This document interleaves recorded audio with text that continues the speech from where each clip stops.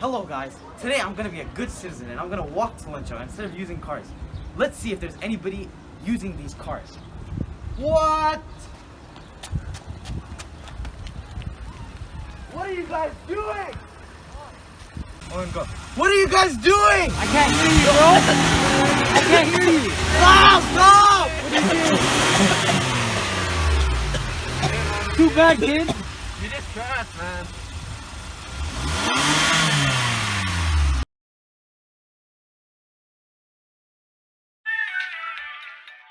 Internal magnetic forces.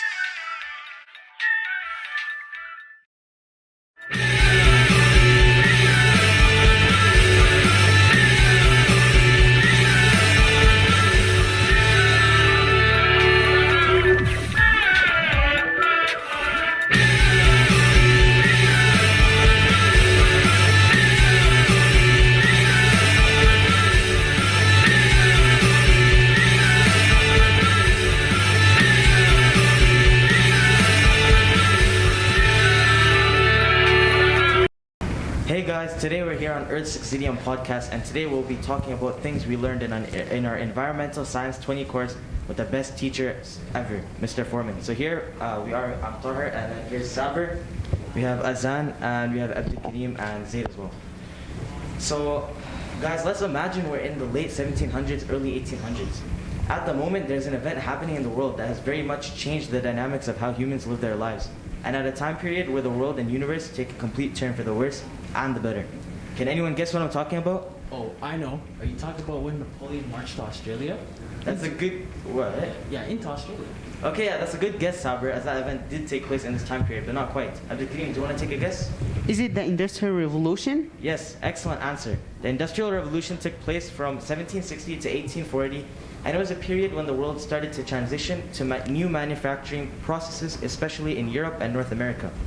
It transformed economies which had once been based off of agriculture and handicrafts into economies based on large-scale industry, mechanized manufacturing, and the factory system. Were there any technological changes that resulted from the Industrial Revolution? Yeah, there were some technological changes. Some of them are, one, the use of new energy sources, including both fuels and motive power, such as coal, the system engine, electricity, petroleum, and the internal combustion engine.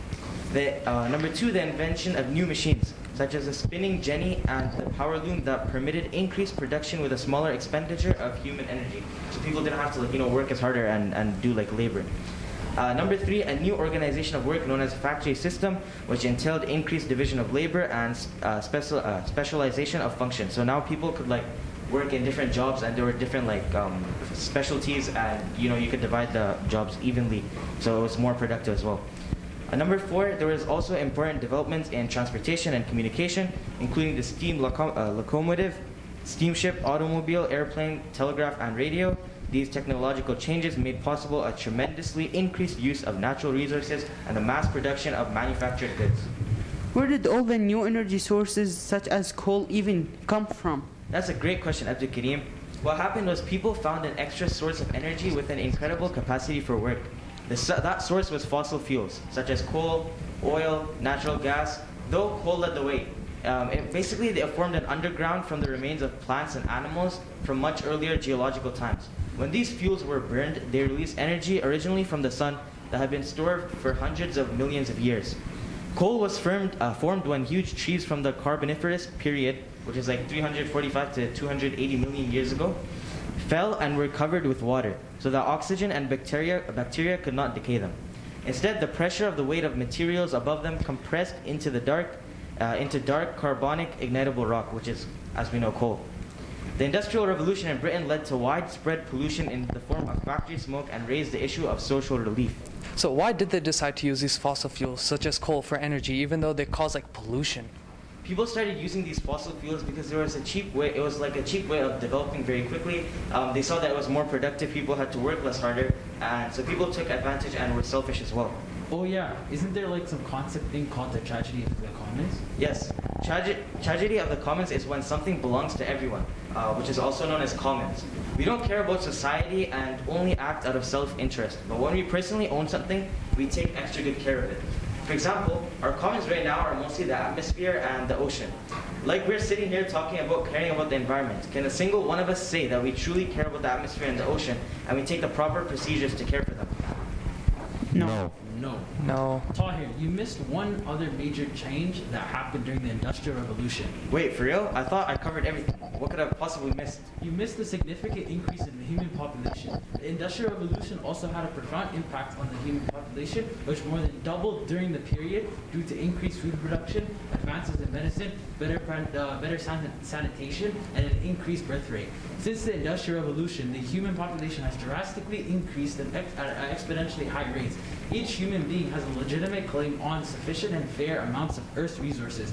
But with the population creeping up to 8 billion, even if everyone adopted a relatively low material standard of living, it will still push the Earth to an ecological breaking point. Wow, our consumption rate is way more than I would have expected at first. It's actually scary to think about.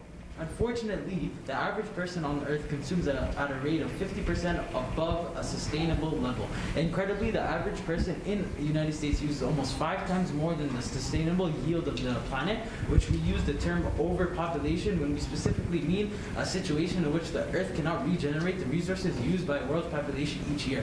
Experts say that this has been the case every year since 1970, with each successive year being more and more damaging.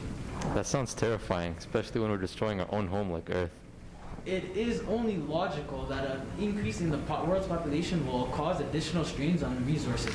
More people means an increased demand for food, water, housing, energy, healthcare, transportation, and more. And all that consumption contributes to ecological degradation, increased conflicts, and higher risk of large-scale disasters like pandemics. Okay, so I missed one thing. That's not too bad, I guess. No, you didn't talk about another thing either. Actually, I'd say you missed the whole most important thing. What? No way, you're tripping. I literally stated everything that we learned about in talking about, like, the Industrial Revolution. Wait. Oh, I forgot about climate change. All right, Sabir, I guess you can take my spotlight for today. Okay, so at least you figured out what you missed. Climate change affects all regions across the world. Polar ice shields are melting and the sea is rising. In some regions, extreme weather events and rainfall is becoming more common, while others are experiencing more extreme heat waves and droughts. When water warms, it expands, and at the same time, global warming causes polar ice sheets and glaciers to melt. The combination is causing sea levels to rise, resulting in floods and erosion of coastal and low-lying areas. Heavy rain and other extreme weather events are becoming more frequent. This can lead to floods and decreased water quality, while other decreasing availability of water resources in some regions. No wonder. There's a lot more floods anyway.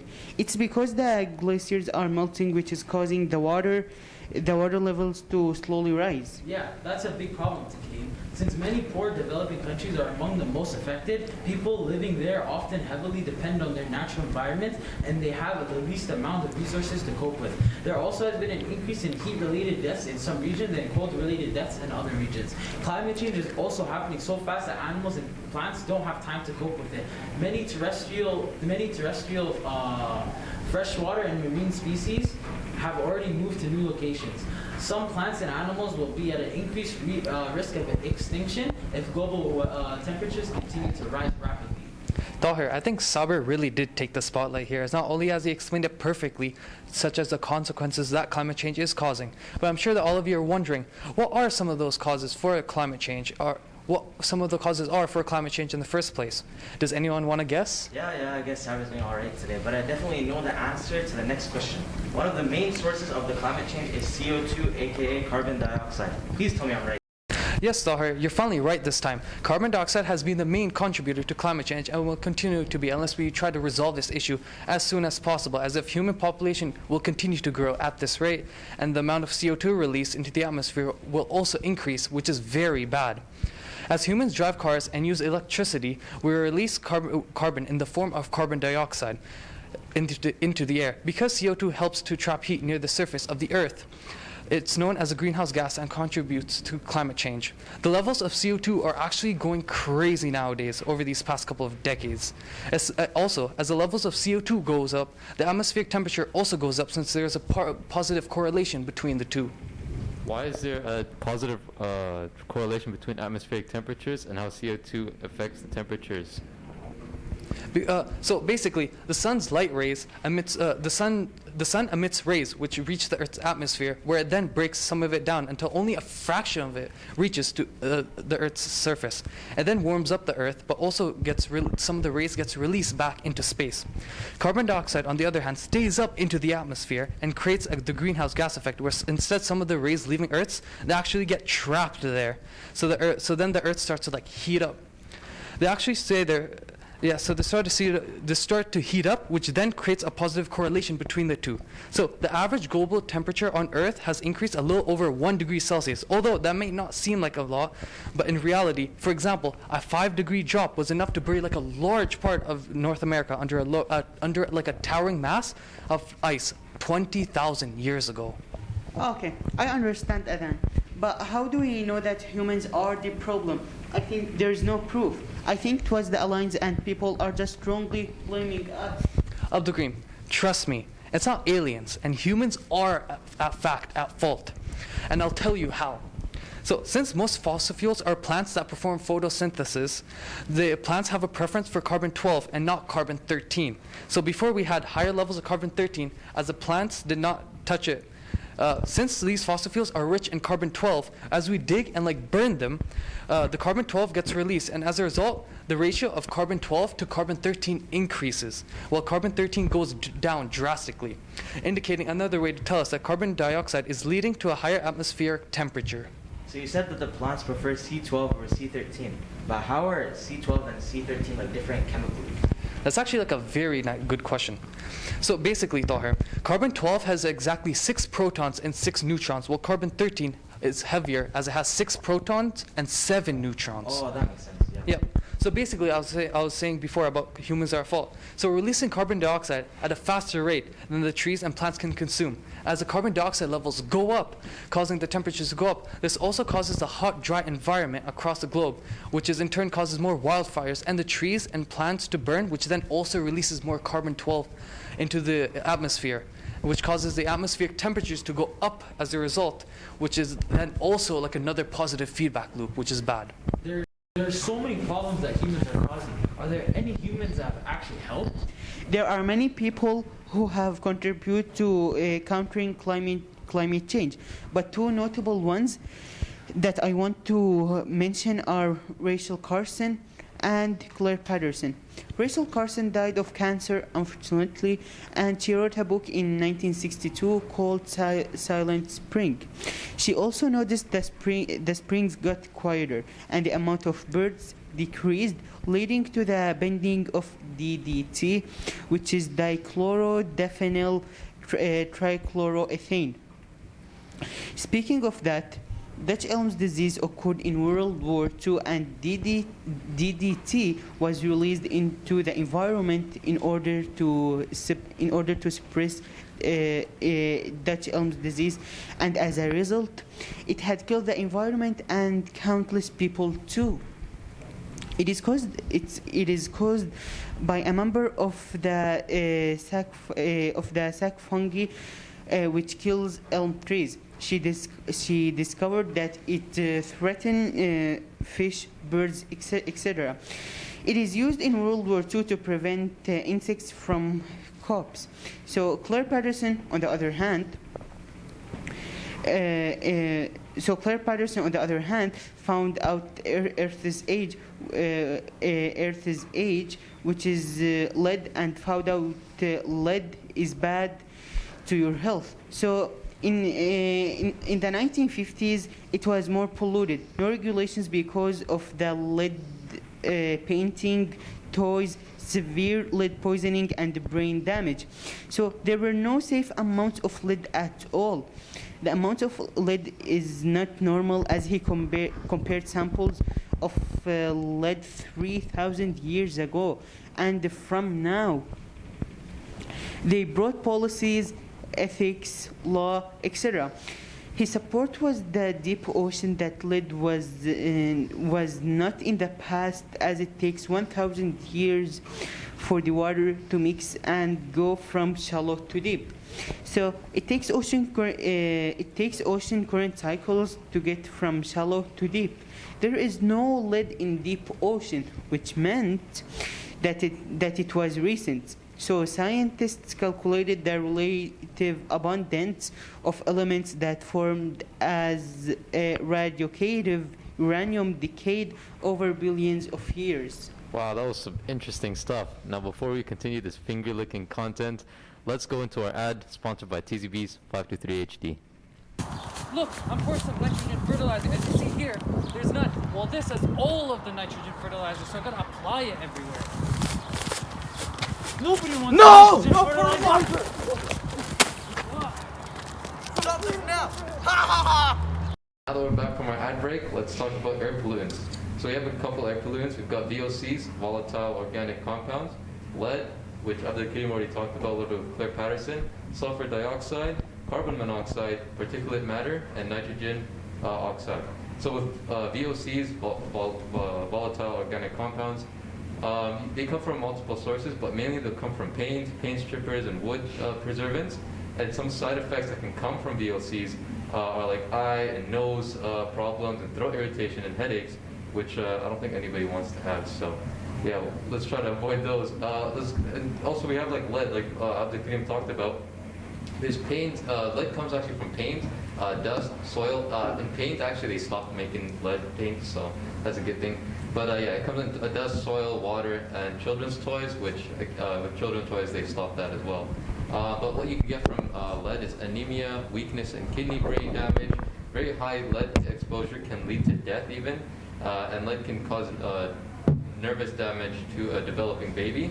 And also, another primary air pollutant is sulfur dioxide, and sulfur dioxide is kind of like a fossil fuel combustion element thing, where usually cars and locomotives will be used in that process. And what they can do to the environment is they can harm trees and plants by damaging their soil, and can contribute to acid rain, which can damage sensitive ecosystem, and especially aquatic ecosystems. And I'll explain a little bit more about acid rain in just a second. Next up, we have carbon monoxide. Carbon monoxide, you can find those in furnaces, fireplaces, stoves, barbecues, and garden tools. So be careful of that. Usually, you'll have like a carbon monoxide detector at home, and so in case carbon monoxide is spotted in your home, you can get alerted to that. And these can cause like a lot of damage, especially to your respiratory system, and they can take over like hemoglobin in your blood. And hemoglobin is used to kind of like get oxygen to your body, and if those spots are taken over and oxygen can't get to your body, you'll be in a dangerous place. Next up is particulate matter. Particulate matter you can get from construction sites, unpaved roads, fires, and they usually form in the atmosphere as a result of like chemical compound mixes. And these guys can cause like a lot of side effects, health effects, cardiac attacks, asthma attacks, and bronchitis. So it's also like lung and cardiac like health related damages. So you want to avoid that as well. And last but not least, we have nitrogen oxide. And nitrogen oxide is the reaction of nitrogen and oxygen in the air during combustion, and especially at high temperatures. Automobiles, power planes, and turbines are kind of the result of nitrogen oxide. They also call it NOx as well. Another thing about nitrogen oxide is that there's increased inflammation of the airways, which makes it difficult to breathe, worsens coughs and increase in wheezing, and reduced lung function, which is not good for anybody. So let's talk about acid rain real quick, and VOCs. VOCs are actually very common in our household, and they're kind of like released through the walls. They're like off gas, which is like they seep out of the walls, and they're very like, you won't notice them at first, but over time they can be very dangerous. And that can also like be the same thing with acid rain. Like for sulfur dioxide, they can cause acid rain, and acid rain is caused by a chemical reaction that begins when a compound like sulfur dioxide and nitrogen oxide are released into the air, and the substances then rise very high into the atmosphere, where they mix and react with water, hydrogen, and oxygen, and other chemicals to form acid pollutants known as acid rain. And acid rain is very dangerous to the environment, because what it does is that it goes in, once acid rain hits the soil, it'll actually seep out all the nutrients from the soil, because the sulfur will take out all the cations, which minerals are made of, and then it'll seep it down all the way to the bottom, and the plants eventually can't get any more minerals and they will die off. Nitrogen oxides, like I said, come from cars, coal power plants, and etc. And factory emissions. VOCs are released from gasoline, paints, and many other cleaning solvents. When sunlight hits any of these chemicals, they form airborne particles and ground level zero, ozone, or smog. Zaid, I think you did a really good job talking about the 6 air pollutants and like explaining them, but you didn't mention the horrible greenhouse gases that are in the atmosphere. When Azan talked about carbon dioxide, it must have sounded like something very bad, but carbon dioxide is one of the many greenhouse gases, and it isn't bad compared to the other greenhouse gases I'll be mentioning now. Methane is one of these greenhouse gases, and it is 25 times worse than carbon dioxide on the global warming potential, or the GWP, which is based on how much heat or energy and also the lifespan of the gas. So what is methane? The chemical formula of methane is CH4. Methane also traps heat in the atmosphere, which is harmful to the environment, as Azan explained. A lot of this methane comes from something that we are very familiar with. And pound per pound, producing beef releases more greenhouse gases into the atmosphere than any other meat. So obviously beef is the animal that we're talking about that produces methane.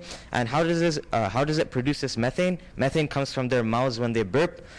1.4 billion cows are on the earth, and they're responsible for 10% of all human related emissions. So they're obviously playing like a big part into the methane emissions that we're putting, or the emissions that we're putting into the air. Methane, farting, and burping isn't the only thing that cows are guilty for. More than a quarter of land on earth is devoted to feeding all the cows, which is just crazy, because there's 1.4 billion cows, and there's like over almost 8 billion humans, and 1/4 of the land of the earth is dedicated to cows as well. It's a top driver of deforestation as well, as there are less trees because cows need so much area, and that means less trees to take in CO2, and as trees break down, their CO2 goes to the atmosphere, which is a double whammy. Just kidding, it's not a double whammy, it's a triple whammy, because when too many cows are on one piece of land, it can also cause soil to break down and release trapped carbon into the air. Wow, cows are truly evil animals, but they are tasty. That's true, Azan. They really are. Okay, guys, I understand how much you like cows, but anyways, the other greenhouse gas that I wanted to talk about are CFCs. CFCs are one of the worst greenhouse gases, as they are over 1,000 times worse than carbon dioxide, as it has a greater than or equal to 1,000 on the GWP, the global warming indexing. So CFCs stand for chlorofluorocarbons, which is basically one carbon plus 3 chlorines plus a fluorine, and it's a very stable compound. They're mainly produced by aerosols, making them human-caused, so humans are obviously at fault.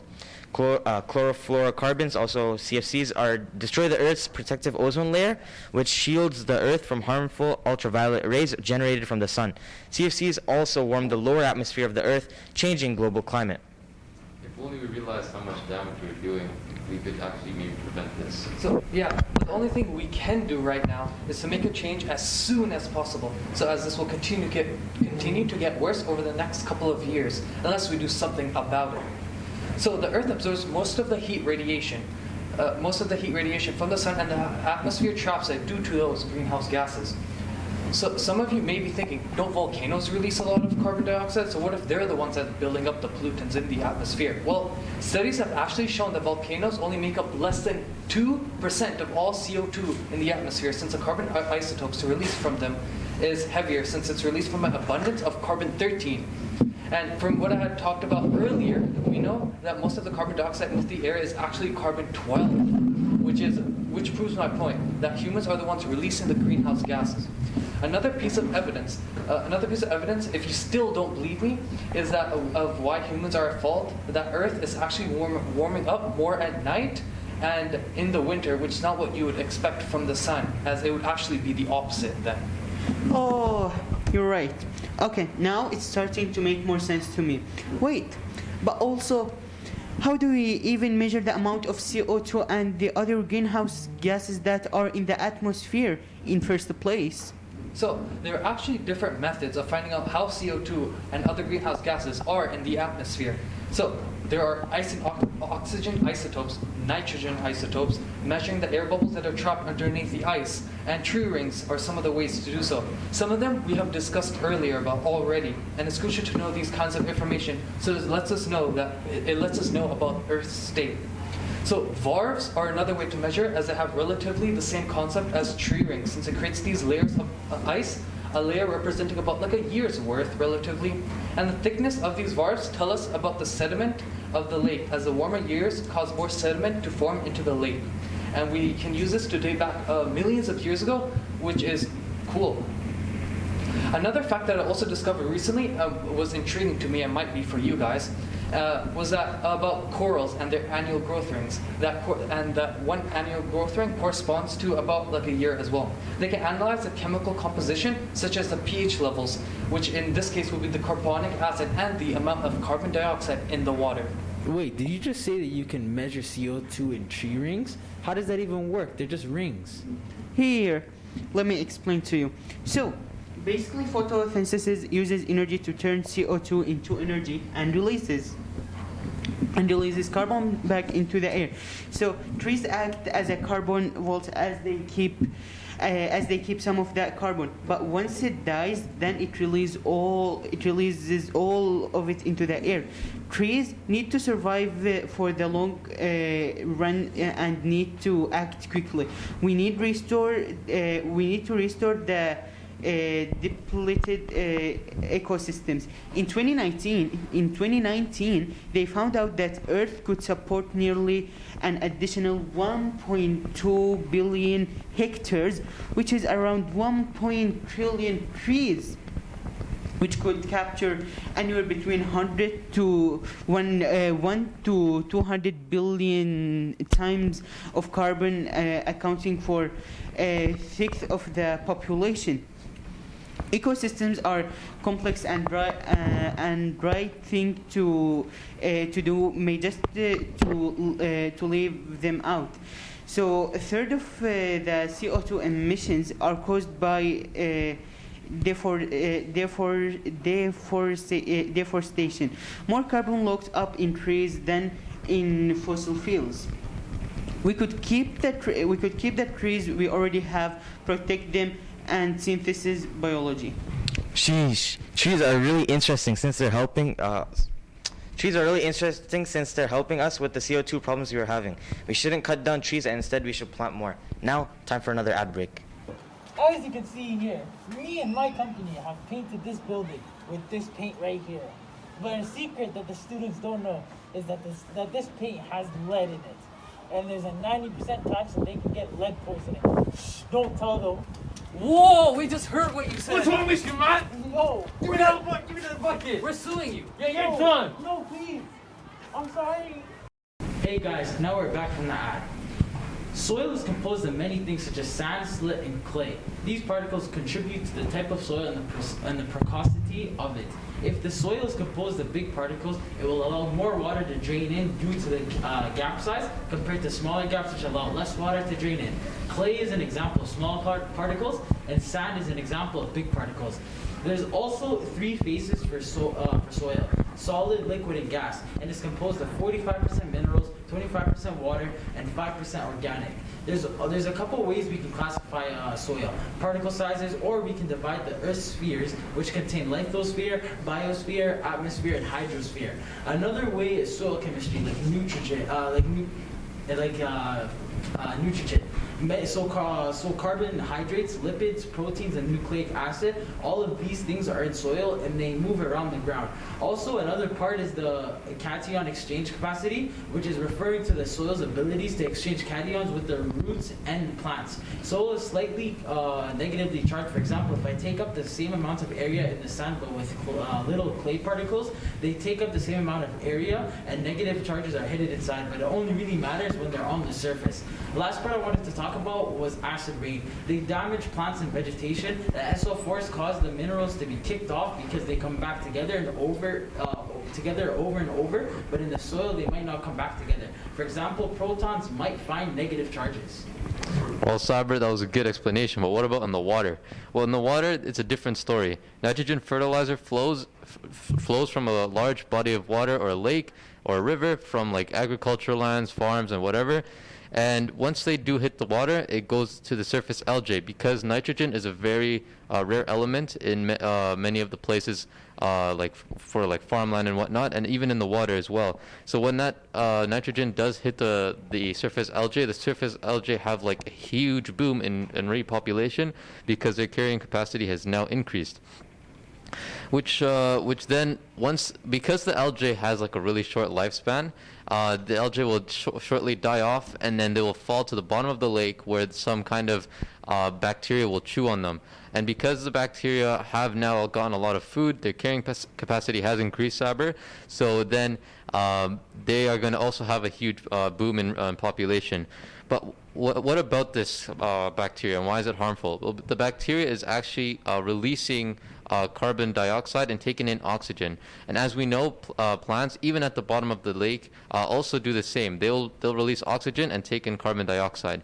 However, because the bacteria have a huge boom in population, now that oxygen that the plants are releasing is being taken up by the bacteria, and other fish and even aquatic life are now lacking the resources such as oxygen to maintain their survival.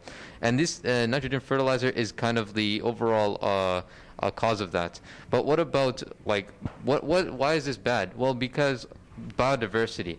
And let me explain biodiversity for you. Biodiversity boosts an ecosystem productivity, where each species, no matter how small or how big, are an important role to play. A large number of plant species mean a greater variety of crops, and greater variety of crops means a better sustainability for all life forms. A more diverse biodiversity area means a more productive ecosystem, and thus we get more out of the ecosystem, whether it's plants, vegetation, crops, or even wildlife. Biodiverse ecosystems prevent the extinction of different species that we as humans can put to harm. Take, for example, a monarch butterfly who only eats milkweed leaves. If milkweed leaves are to become rare because of any kind of factor, whether it's human or even natural-like factors, the monarch butterfly would struggle to survive, and let alone even reproduce. Thus, reducing the biodiversity in that ecosystem, and for the other species at the top of the food chain who may rely on the monarch butterfly for food. This slowly ruins the ecosystem, and thus a less productive ecosystem is the result. As Zaid said, biodiversity is extremely important for the world, and one way we can do this is by preserving, or one way we can maintain our biodiversity and increase it, is by preserving our keystone species. Keystone species are extremely important, and when you take them out of the picture or of the habitats, animal environments can collapse. This was shown by Payne when he removed the starfish, and the biodiversity of species in the area collapsed. That's because starfish eat all the mussels, which can harm other organisms as well and put other organisms at risk. All keystone species are important to maintain biodiversity in some way, so we must protect them. Another way that we can increase our biodiversity is by making the area for the animals larger, and by making land bridges as well. It's better to have one big area for animals rather than many small areas. When the area is smaller, it has less species richness and obviously less biodiversity. A lot of biodiversity comes from crossbreeding, so decreasing the number of species in an area doesn't help for sure. We can always transport animals from small areas to a big area. Since an area has a positively correlating effect on richness and biodiversity, the biodiversity will increase. Tyler, that was a good point. But let's talk about something that in real life that is an example of what you just talked about. So for example, Bhutan. Bhutan is a country in the Southeast Asian peninsula, which are really focusing on environmental changes. For example, they have 70% of their land connected in forests. And as compared to other countries such as ours, which may not be as connected. And like Tara explained, a bigger land area means more richness and more biodiversity. Also, Bhutan has a carbon deficit, which means they are letting out less carbon than they are even taking in, which means like they are doing more than like any other country in the world. Bhutan is like the best example of like what every country could be. And another thing is that they're even a poor country, and their happiness level is like higher than most countries, and they have like a lot of weird like constitutional stuff that's like you can't have like the forest below 50%, which is like incredible. So Bhutan is really like an inspiration to us all. Whoa, we're learning so many things today about environmental science. You know what? I feel like I can save the world. True, we have learned a lot, but unfortunately our time has come to an end for today. See you next time on Earth's Exitium Podcast, Episode 2.